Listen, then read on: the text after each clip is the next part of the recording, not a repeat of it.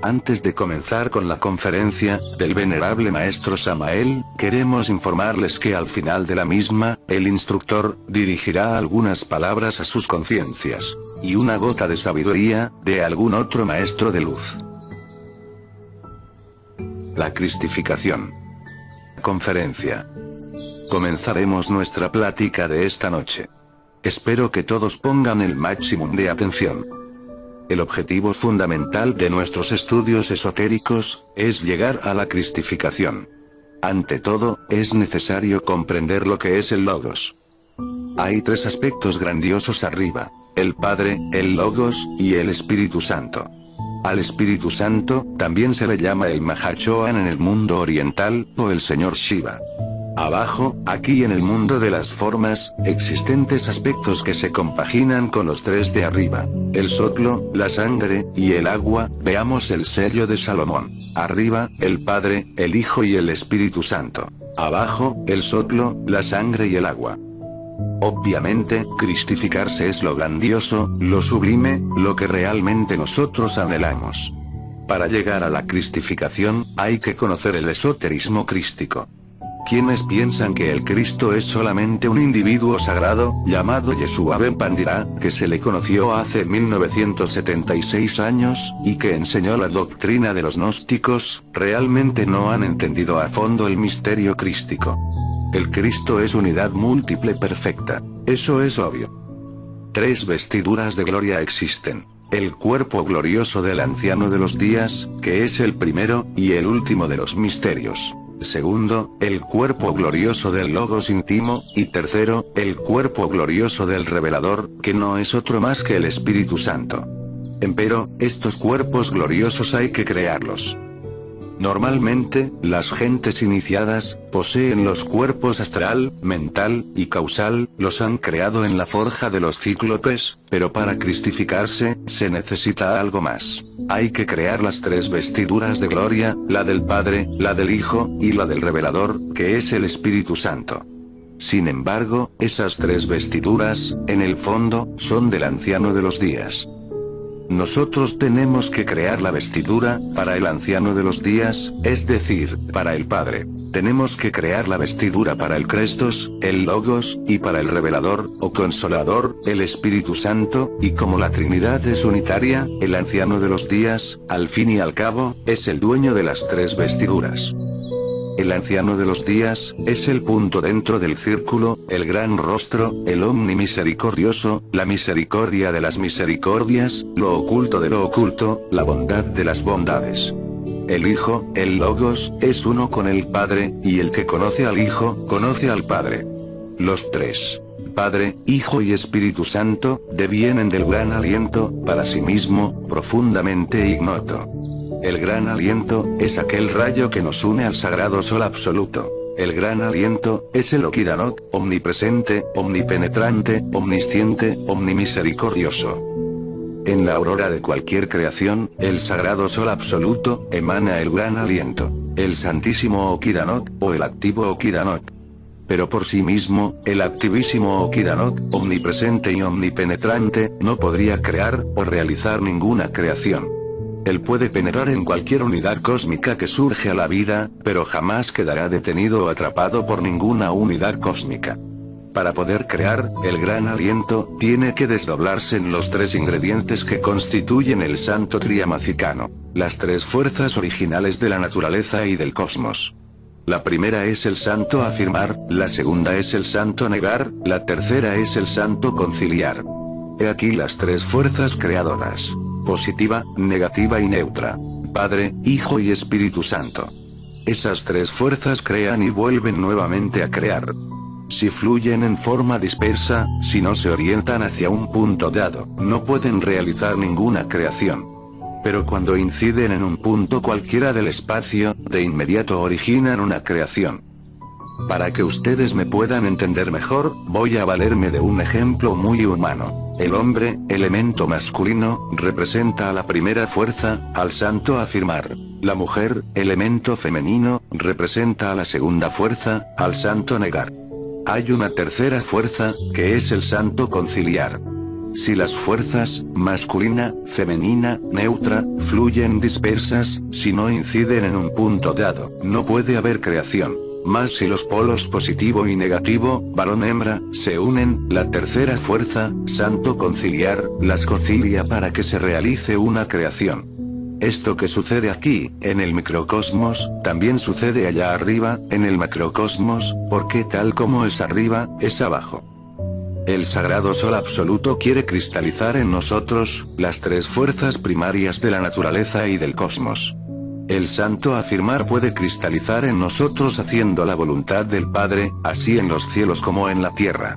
El santo negar cristaliza en nosotros, aprendiendo a recibir con agrado las manifestaciones desagradables de nuestros semejantes, negándonos a sí mismos, aquí y ahora. El santo conciliar, la tercera fuerza, cristaliza en nosotros cuando creamos los cuerpos existenciales superiores del ser, mediante el cumplimiento del deber parloj del ser, es decir, cuando mediante la transmutación de la energía creadora del tercer logos, creamos los cuerpos existenciales superiores del ser. Es en esos cuerpos donde viene a cristalizar la tercera fuerza, el Sacratísimo Espíritu Santo. Comenzando, empezaremos por la tercera fuerza. Ella es el mercurio de la filosofía secreta, el mercurio de los sabios. Cuando nosotros la hacemos cristalizar en sí mismos, hace de nosotros el gentil hombre, lleno de sabiduría, de omnisciencia como un Koutumi, o un Serapis, o un Hilarión, etc. Cuando nos negamos a sí mismos, cuando aprendemos a recibir con agrado las manifestaciones desagradables de nuestros semejantes, cuando aprendemos a amar a nuestros enemigos, a devolver bien por mal, a amar a los que nos odian, maldicen y persiguen, cristaliza en nosotros la segunda fuerza, el santo negar, es decir, el Logos, el Crestos, el Christus, el Vishnu, el Osiris, entonces nos cristificamos. Y el santo afirmar, viene a tomar forma en nosotros, a cristalizar, cuando hacemos la voluntad del Padre, así en los cielos como en la tierra.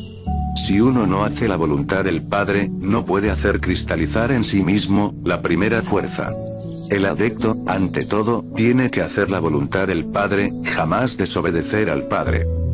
Imaginen ahora ustedes por un momento, a un hombre en quien han cristalizado las tres fuerzas. Santo afirmar, santo negar, santo conciliar.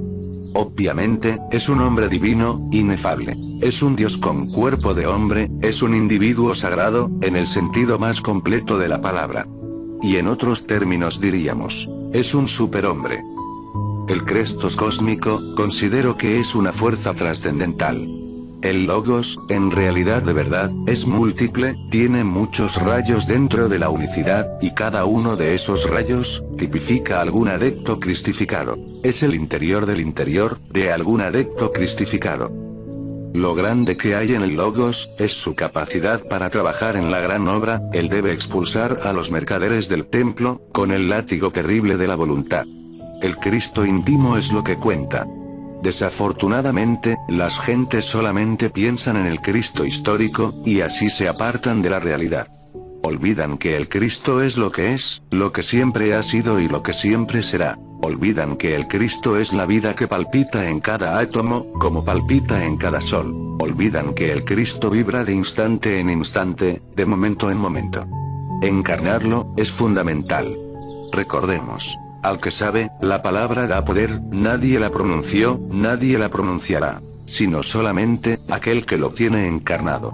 Hay que encarnarlo. Dicen que nació en Belén, hace 1976 años. Ese Belén, como aldea física, en tiempos del gran Kabir Jesús, Yeshua Ben Pandirá, no existía. Belén, viene de una voz caldea que nos recuerda a la famosa Torre de Bel, la Torre de Fuego. Recordad que vuestros cuerpos son el templo del Dios vivo, y que el Altísimo mora en vosotros, así dijo Pablo de Tarso a sus discípulos. La torre de ese templo, es la cabeza del cuerpo. El mismo templo de Salomón, tiene la figura del cuerpo humano, ustedes ya la han visto ilustrada. Entiendo que aquí está, en nuestra institución. La Torre de Bel, la Torre del Fuego, es formidable. Para que el niño de oro de la alquimia, el hijo del hijo, pueda encarnar en el hombre, se necesita que ya la Torre de Bel esté hecha. ¿Cuándo está hecha? Cuando hemos desarrollado el fuego solar dentro de nosotros mismos, entonces la torre está hecha. En esas condiciones, el Hijo del Hijo puede penetrar en nosotros, para hablar el verbo de oro del primer instante. ¿Por qué llamamos al Christus encarnado el Hijo del Hijo? Les explico. Realmente, en el mundo causal está el hombre real. Cuando el Logos quiere venir al mundo, nace de una virgen, y penetra en el cuerpo causal, y desde allí se proyecta, se mete entre el cuerpo humano, en la torre de Babel. Si el Crestos desciende de su mundo logoico, para expresarse en el mundo causal, entonces ya, en el mundo causal, es el Hijo del Hijo, porque él, como Hijo, vibra en Chokmah, desde el punto de vista cabalístico, y al manifestarse en Tiperet, el mundo causal, queda convertido en el Hijo del Hijo. Después penetra en el cuerpo humano. Así pues, encarnarlo resulta extraordinario. En modo alguno sería posible la cristificación, si antes no lo encarnáramos. Al magnesio interior de la alquimia, le toca una gran labor cuando encarna. Debe eliminar en nosotros a los mercaderes del templo, tiene que sacrificarse espantosamente, convertirse en un hombre entre los hombres, andar por la calle sin que nadie lo conozca, ser calumniado, odiado, etc. Al Hijo del Hombre, lo condenan 3 clases de gentes. Primera, los sacerdotes del templo, es decir, los religiosos de todas las épocas y los devotos de todos los tiempos. Segundo, lo condenan los escribas, es decir, los intelectuales de su tiempo no lo aceptan. Tercero, los ancianos, las gentes llenas de experiencia, muy juiciosas, con muchas virtudes, lo juzgan a través de su propio lente psicológico, lo malentienden y lo excomulgan. Así que hermanos, en realidad de verdad, el Hijo, el Crestos encarnado, es odiado por las multitudes, odiado por los sacerdotes, abominado por los escribas, y repudiado por los ancianos.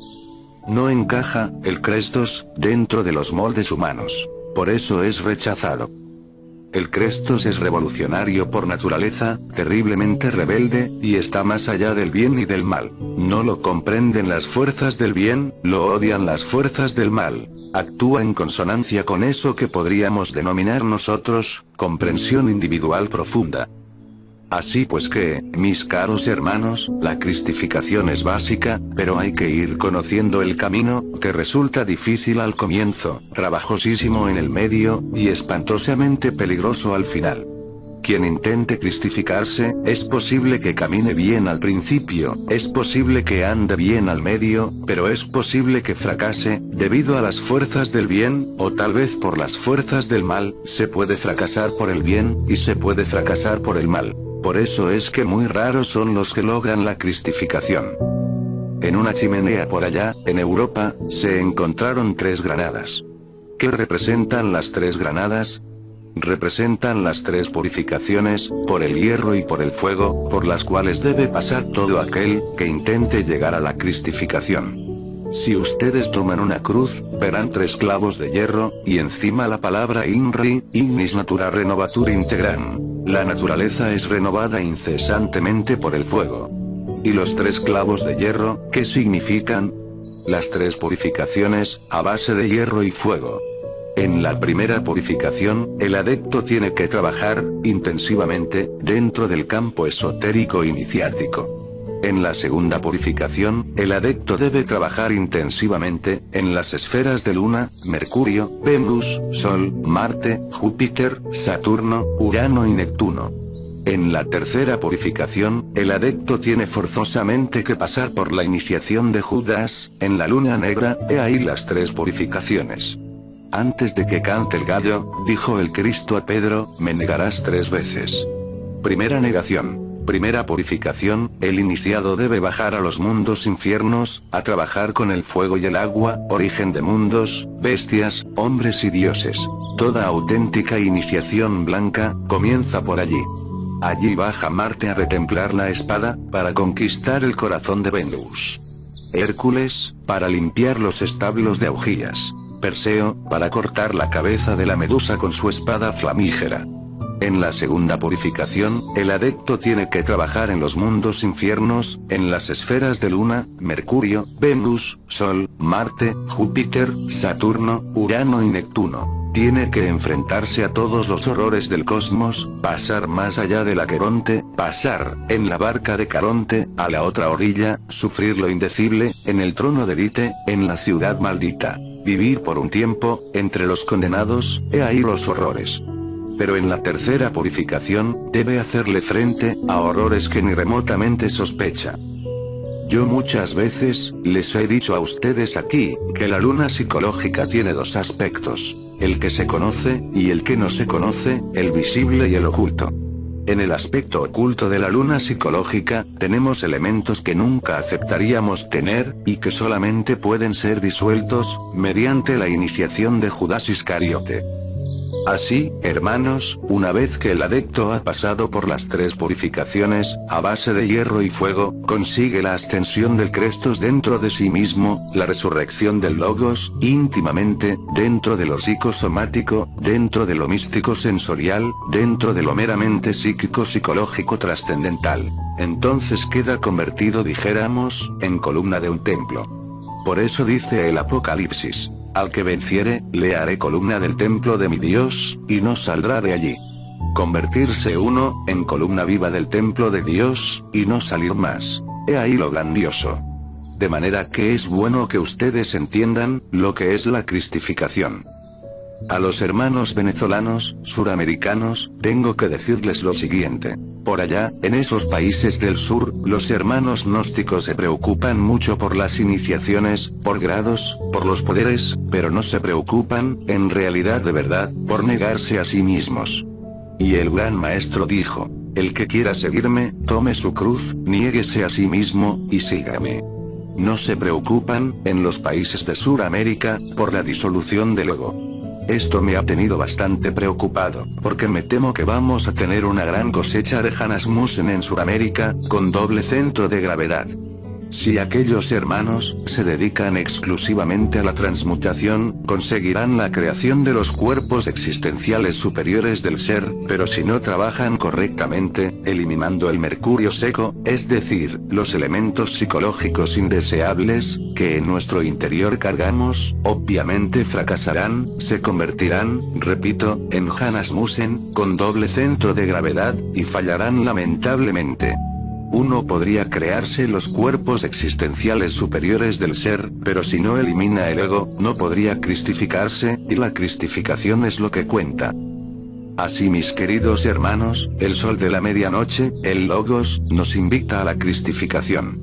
Necesitamos nosotros comprender, que mediante el fuego volcánico lunar, podemos crear los cuerpos existenciales superiores del ser. Pero hay que ir más lejos, hay que crear las tres vestiduras de gloria: la del Padre, la del Logos y la del Espíritu Santo. Eso no sería posible, si no elimináramos de sí mismos, todo el mercurio seco que en el interior llevamos.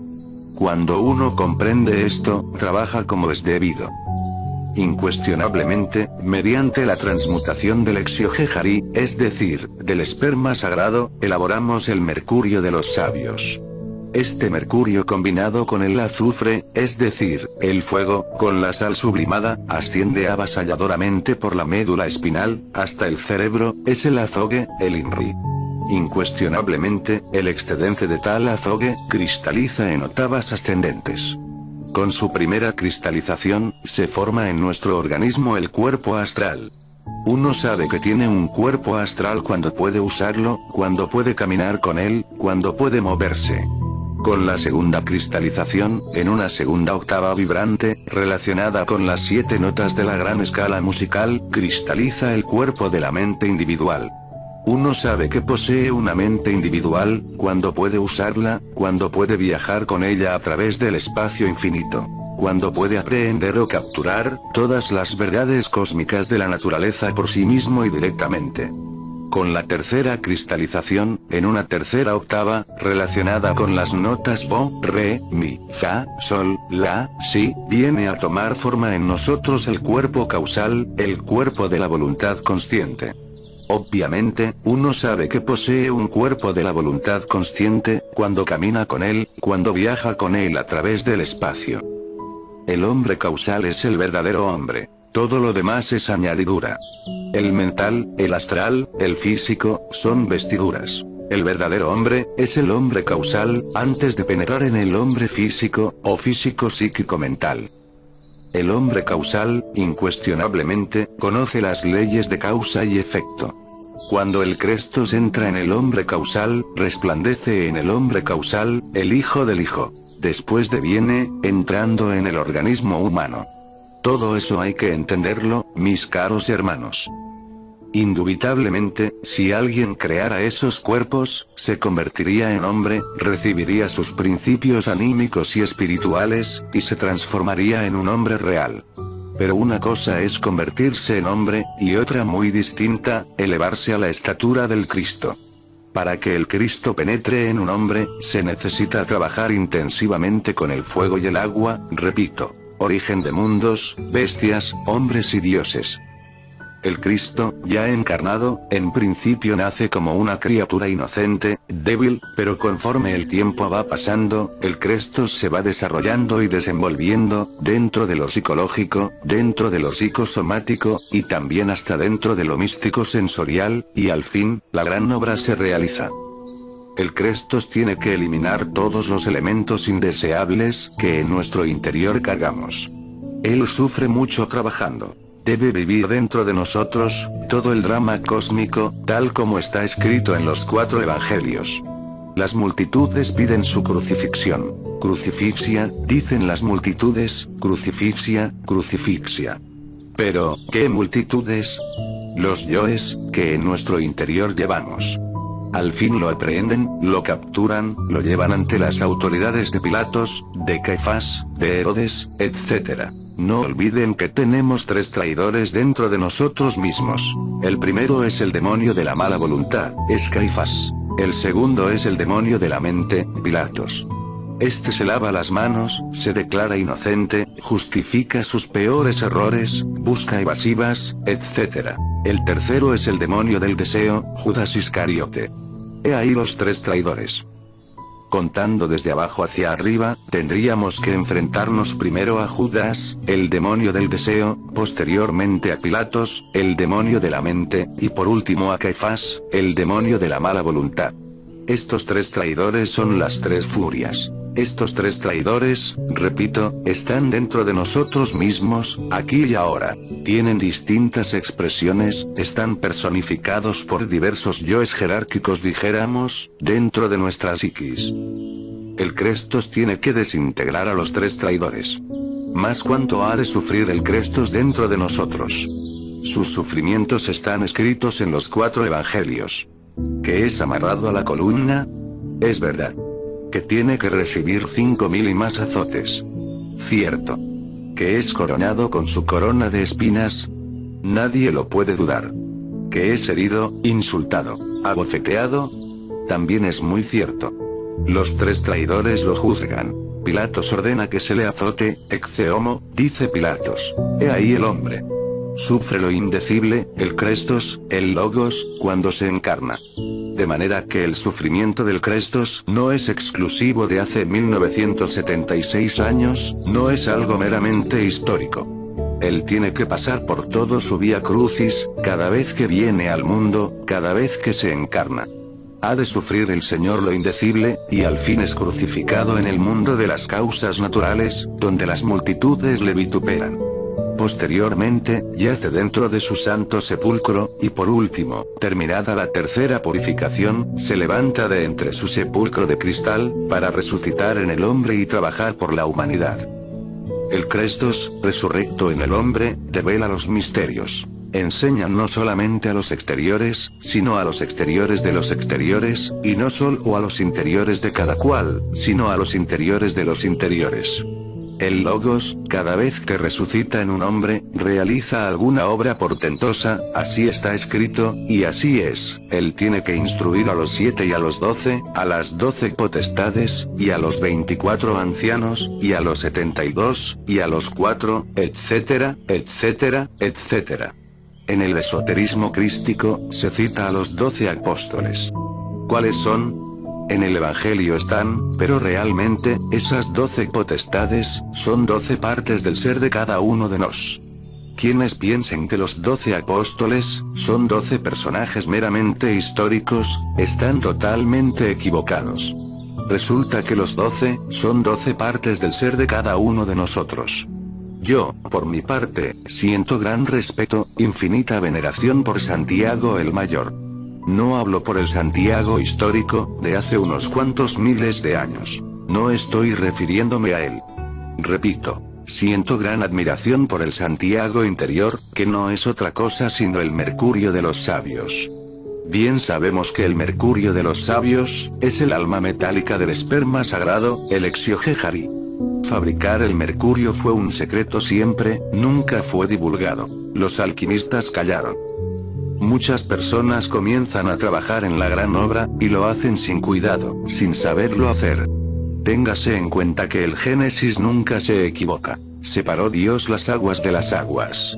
Las aguas superiores, hubo de separarlas de las aguas inferiores. Es con las aguas superiores, con las que hay que elaborar el mercurio de los sabios. Esas aguas superiores son negras al principio, y están representadas por el cuervo negro. Se vuelven blancas después, mas de inmediato no son inmaculadas. Deben pasar por algunos cambios, deben volverse viscosas, blancuzcas, pesadas, antes de ser blancas y puras. Y por último se tornan amarillas, el mercurio es amarillo. Cuando las aguas se han vuelto amarillas, pueden ser fecundadas por el azufre. En alquimia, 4 animales tipifican estas operaciones alquimistas. La primera es el cuervo negro, que representa a las aguas negras. La segunda, la paloma blanca, que representa a las aguas blancas. La tercera, el águila amarilla, que representa al mercurio amarillo, y la cuarta, el faisán rojo, que representa a las aguas fecundadas por el azufre, es decir, el fuego. Cuando las aguas son fecundadas por el fuego, inician su ascenso, a lo largo de la espina dorsal. Entonces se dice que el iniciado, ha despertado el kundalini, el fuego. Este kundalini es una mezcla de sal, azufre y mercurio, y asciende por la espina dorsal hasta el cerebro. Su excedente cristaliza, como ya dije a ustedes, en los cuerpos existenciales superiores del ser. Así, mis queridos hermanos, es como entra uno a trabajar en la creación de los cuerpos existenciales superiores del ser, que lo convierten a uno en un hombre verdadero. Pero si quiere uno pasar más allá de un simple hombre, si quiere cristificarse, indubitablemente necesitará eliminar la totalidad del mercurio seco, es decir, todos los elementos indeseables que en nuestro interior cargamos, eso es fundamental. Ahora bien, vean ustedes la importancia del mercurio. Cómo sirve para la cristalización de los cuerpos existenciales superiores del ser en nosotros, que es, repito, el alma metálica del esperma. Ese mercurio es el mismo Santiago, el apóstol Santiago dentro de nosotros mismos. Santiago se representa con una concha en su sombrero, semejante a una estrella reluciente. Ya sabemos nosotros que la estrella de 5 puntas, tipifica a los hijos del sol. Lleva un cayado, vara o báculo, símbolo de la espina dorsal del adecto, y una calabaza, conteniendo el agua de la vida. También lleva en sus manos el Apocalipsis, que es el libro de la sabiduría, donde están todas las reglas de la alquimia, toda la ciencia de los alquimistas medievales. Ahora comprenderán ustedes, por qué siento tanta admiración por el bendito patrón de la gran obra. Pero él no está fuera de nosotros mismos, sino dentro de nosotros, Santiago el Mayor. También está dentro de nosotros, Pedro, que nos enseña todo el trabajo en la gran obra. Pero no hay duda que la principal enseñanza sobre la gran obra, se recibe a través de Santiago. El Padre de todas las luces, a través de Santiago, nos hace saber la ciencia trascendental de la gran obra. Está Juan en nosotros. El verbo, la palabra que subyace oculta en el fondo del arca, aguardando el instante precioso de ser despertada. Está también en nosotros Marcos, quien cuida de la unción gnóstica. Por eso es que nosotros al asistir al ritual, debemos con agrado llevar a nuestros labios el pan y el vino de la transubstanciación. Ese pan se carga mediante el rito, con los átomos crísticos solares. Ese vino también se llena de átomos crísticos de altísimo voltaje, y al recibir el pan y el vino, penetran en nuestro estómago, y los átomos crísticos se difunden por todo nuestro organismo. Ellos nos inspiran, ellos nos auxilian. El pan y el vino resultan extraordinarios para la cristificación. Siempre hace falta venir aquí, a recibir la unción gnóstica, porque todos nosotros necesitamos de los átomos del Cristo cósmico. Todos nosotros estamos pesados, torpes. Necesitamos un auxilio especial, y ese nos lo puede dar el Crestos, en cada átomo que llevemos al interior de nuestros cuerpos. Al recibir la unción, debemos hacerlo con infinita veneración, con gran respeto, con profundo amor. No olviden ustedes que el pan, en sí mismo, representa al mercurio de los sabios. No olviden ustedes, que el vino, representa en sí mismo, al azufre, es decir, al fuego. Que nosotros necesitamos libertar al azufre de entre sus prisiones. Es verdad. Que nosotros necesitamos de las distintas operaciones aritméticas del mercurio. Es cierto. Separar los distintos elementos superiores, hay que separarlos de los inferiores. Los elementos inferiores de las aguas de la vida, deben tornarse claros, preciosos. Los elementos superiores de esas aguas, deben al fin y al cabo, mezclarse con el fuego. Todo esto son procesos de trabajo, de esoterismo, de gran industria. Separar lo superior de lo inferior. Hay que subir y volver a bajar, y volver a subir y volver a bajar, para tomar el poder de lo de arriba y de lo de abajo, y así convertirnos en reyes de todo lo creado.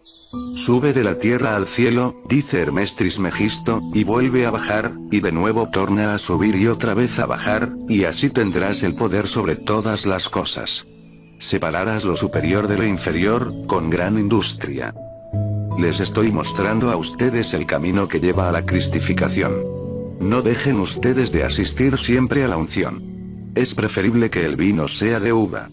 Por estos tiempos, no se justifica que nosotros tengamos aquí en la unción gnóstica, jugo de ese que venden en las farmacias. Eso señala, indica falta de amor en los hermanos.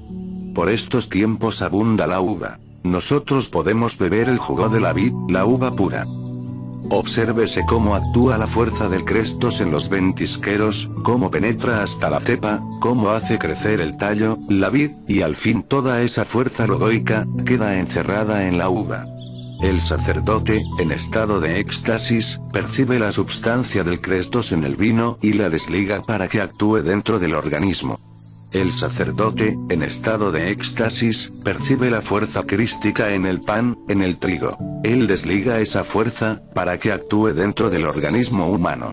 De manera que cuando uno recibe el pan y el vino de la transubstanciación, lleva a su interior, átomos crísticos de altísimo voltaje, que le auxiliarán, le ayudarán eficientemente en este trabajo. INRI. Ignis Natura Renovatur Integram. No olviden pues, mis queridos hermanos, lo que es el fuego. Crestos es el fuego del fuego, la llama de la llama, la asignatura astral del fuego. ¿Quién conoce el misterio del fuego? ¿Quién lo ha revelado? Realmente, el fuego es algo que continúa siendo un enigma. Si nosotros dijéramos, rastrillamos un cerillo, con el frotamiento veremos el fuego. Muchos dirán, producto de la combustión. No es eso.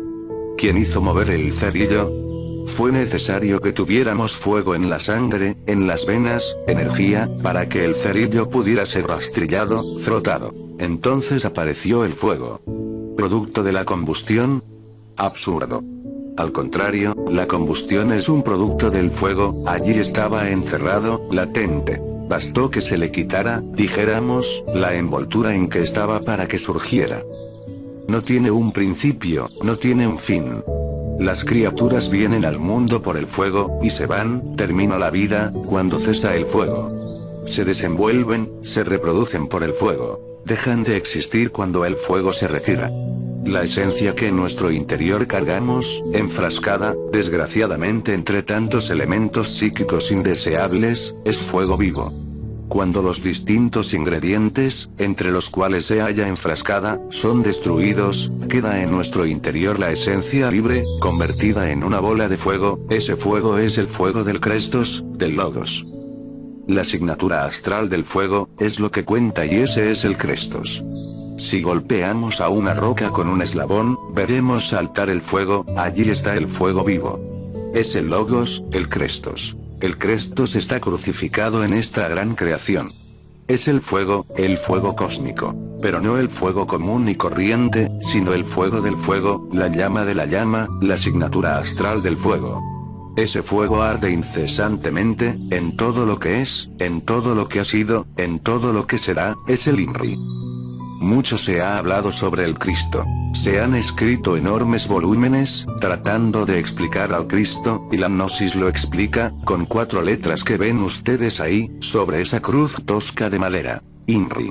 Eso es el Cristo. INRI, es decir, fuego, fuego solar, fuego que arde en toda la creación. Y el día del Señor vendrá, como ladrón en la noche, cuando menos se aguarde. ¿Qué se quiere decir con eso? Y arderá el fuego, en toda la naturaleza. Todo esto va a ser quemado con fuego, el Crestos tiene que quemar con fuego todo esto, para que surja una edad de oro. El Crestos mismo es el fuego. Surgirá la edad de oro, después de que todo haya sido consumido por el fuego viviente y filosofal. Con la presencia de Hercólogos, esto que estoy diciendo se convertirá en un hecho. Él atraerá hacia la superficie, al fuego líquido que dentro del interior de la Tierra existe, y brotarán volcanes por doquiera, que vomitarán fuego y lava, que reventarán parte de la corteza geológica, vomitando la totalidad del fuego. Correrán los ríos de fuego por todas partes, quemando todo. Por eso se ha dicho que el Señor vendrá como ladrón en la noche, cuando menos se aguarde. He ahí una tremenda realidad. Bien, mis caros hermanos, ahora doy libertad para que cada cual pregunte lo que tenga que preguntar, diga lo que tenga que decir. A ver, hermano. Discípulo. Yo entendí, maestro. Maestro. Maravilloso. ¿Algún otro hermano tiene algo que decir? Que ninguno se quede con dudas, deben preguntar. Recuerden ustedes que Parsifal no llegó a ser rey del Grial la primera vez, porque no preguntó el porqué de los dolores de Amfortas. Habla, hermano. Pregunta. Maestro, ¿en qué forma se oponen las fuerzas del bien, en el camino de una persona que busca la cristificación? Respuesta. Aclaro, el Cristo está más allá del bien y del mal. Obviamente, todavía ustedes tienen que depender de las fuerzas del bien y del mal. Si ustedes quisieran, en este momento pasar más allá del bien y del mal, pues no más no pueden. Pero un día llegará en el que ustedes pasarán más allá de las fuerzas del bien y del mal. Entonces comprenderán mis palabras. Hoy, todavía, no están preparados para eso. Hoy tienen ustedes que marchar junto a las fuerzas del bien, pero si tienen que ir empezando por volverse más comprensivos, de los yoes del bien, porque los yoes del bien no saben hacer el bien. Por ejemplo, alguien viene y nos pide una limosna, se trata de un marihuanero. Un yo del bien, dentro de nosotros, mete la mano a la bolsa y le da la limosna. Cree haber hecho obra buena, cuando ha hecho obra mala. Esos centavos van a servir para marihuana. Un yo del bien en nosotros, condolido por alguien, por un borracho, le da una moneda, para que el borracho vaya a beber al bar. Y casi siempre, los yoes hacen el bien cuando no deben hacerlo, y no saben hacerlo. Son esos yoes del bien, los fariseos hipócritas, que todos los pobres animales intelectuales cargan en su interior. Cada uno de nosotros tiene el yo fariseo, él no habla sino de cosas santas, es muy bueno, buenísimo. Sin embargo, ya ven ustedes, es como los sepulcros blanqueados. Por fuera están muy hermosos, pero por dentro están llenos de huesos y toda clase de podredumbre. Los fariseos hipócritas, solo del plato y del vaso cuidan, y se asean mucho por fuera, aunque por dentro estén todos sucios, y no hay quien no tenga el yo fariseo. Sí, el yo fariseo es un prototipo del bien, en cada uno de nosotros. Muy buenecito, muy servicial, pero condena al Cristo, lo condena cada vez que el Cristo viene al mundo. He dicho. Samael Aun Weor. Mensaje del instructor, Alfredo Ochoa, a sus conciencias. ¿Qué es Gnosis? Esto debemos tenerlo muy claro, porque estudiar Gnosis, es conocernos a nosotros mismos, y nos conocemos, cuando nos ponemos atención, cuando nos percibimos, cuando por medio de la respiración inteligente, hacemos conciencia de nuestros 5 sentidos. Al oír la palabra Gnosis, nos deberíamos de poner a meditar sobre esta palabra. La palabra Gnosis, contiene en sí misma las 3 fuerzas, que dan origen a toda creación. Nosotros somos Gnosis, porque esas tres fuerzas están dentro de nosotros mismos, y se integran cuando nos percibimos. Así es como volteamos el cuenco. Así es como la conciencia se torna activa, y la personalidad pasiva. Cuenco, es una boca que debe permanecer hacia arriba, si se voltea hacia abajo, bota la sabiduría. Se necesita voluntad y imaginación, para mantener el cuenco con la boca hacia arriba. Paz inverencial. Ahora, una gota de sabiduría, por el gran maestro, Eliphas Levi. Sin la fuerza, la ciencia no es nada, o más bien, es un peligro. No otorgar la ciencia sino a la fuerza, tal es la ley suprema de las iniciaciones. Así el gran revelador ha dicho, el reino de Dios sufre violencia, y son los violentos los que le hacen perder la fuerza. La puerta de la verdad está cerrada como el santuario de una virgen. Es preciso ser un hombre para penetrar en él. Todos los milagros están prometidos a la fe. Pero, ¿qué es la fe, sino la audacia de una voluntad que no vacila en las tinieblas, y que marcha hacia la luz, a través de todas las pruebas, y venciendo todos los obstáculos? Fin.